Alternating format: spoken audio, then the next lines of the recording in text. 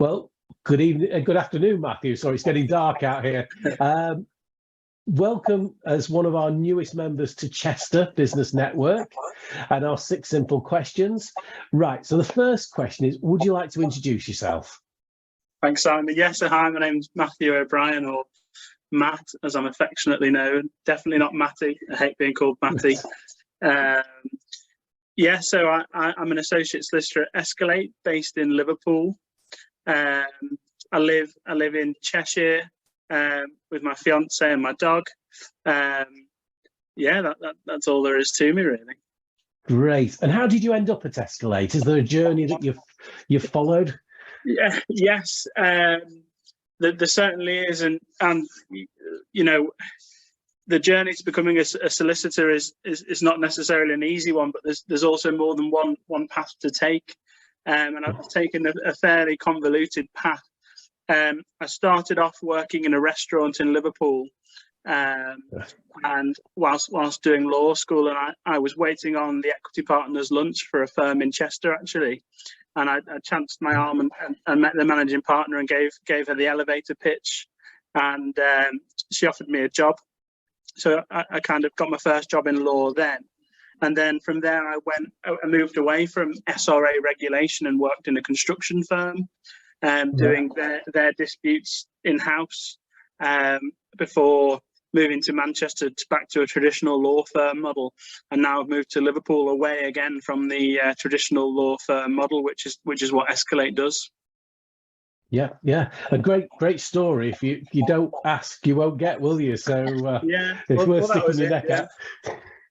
Great. And right, so following on, when we go to a business network lunch, we like to ask some personal questions, not too personal, but what do you do in your spare time? Well, most of my time is spent playing squash, probably. Play competitive squash in the Northwest Leagues. I also play hockey. As you know, Simon, I try to play golf, albeit not very successfully. I was given the prize for the worst player at the last Business Network golfing event that I went to. I spent a lot of time walking my dog. That kind of thing, a bit of a chancer at DIY every now and again. So this weekend I've just finished laying a new kitchen floor. Right. It would look good to a blind man on a galloping horse. Well, I'm take my hat off to you. I'm not a DIY expert, but just to follow on from the golf, you were part of a team that actually won the competition, and you got the booby prize as well. So that's quite some being achievement. Severely handicapped by myself, yeah. Right, now going on, can you recommend a book to anybody watching? Yes, I can. I'm an avid reader. I exclusively read crime thrillers. I like anything kind of set in the UK, about like a rogue detective and gruesome murders. There's a series by an author called Joy Ellis that follows a policeman called Detective Chief Inspector Matthew Ballard. There's about 5 books, all set around the Lincolnshire Fens, which are really, really great reads. I'd highly recommend them to anyone. Right, thank you. And podcasts, do you listen to any podcasts? I've not really a big podcast listener. I've listened to 2, and I'd probably recommend them both. And the first one I listened to is a bit more of a comedy, satirical one. It's called "Help! I Sexted My Boss."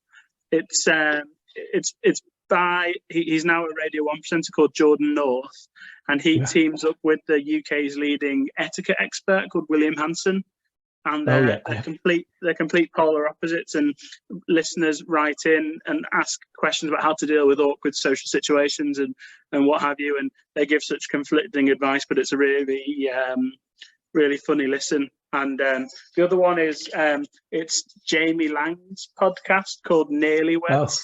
Him and his partner talk about everything that they were doing in the run up to their wedding, and I'm getting married next year, so it's quite an enjoyable listen for me and my partner. Yeah, he's an interesting one because I quite like him, and Wynn's not so keen on him. So. Yeah, not very business related book or podcast, but there you are. And that That is perfect. I don't, that's what I like to hear from members. And the final one is the one that we threw at you is any words of wisdom. Yeah, I think probably the main one I would probably that I live by is take your own time in things. There's whatever you're trying to achieve, there certainly isn't a one size fits all solution for it. The example I gave earlier of my journey into law is not the traditional model, and a lot of the time I was comparing myself to my friends who were ahead of me on their journey, and it was quite frustrating, but actually everyone's got their own time frame, and as long as you're pleased with what you're doing and your progress, it doesn't matter what someone else is doing. So just don't judge yourself by other people's progress and purely on your own, I think would probably be my main one. No. And the legal profession has changed so much as well that, when I was growing up, it was like your solicitor did everything for you. And now you're so specialised in things, aren't you, that it's good to have a wide experience, to know exactly what you want to do. Yeah. But look, that's it. That wasn't too bad, was it? Thank you so much for that, Matt. Thanks for taking part in our 6 simple questions. No worries. Thank you. Thanks, Simon. Cheers.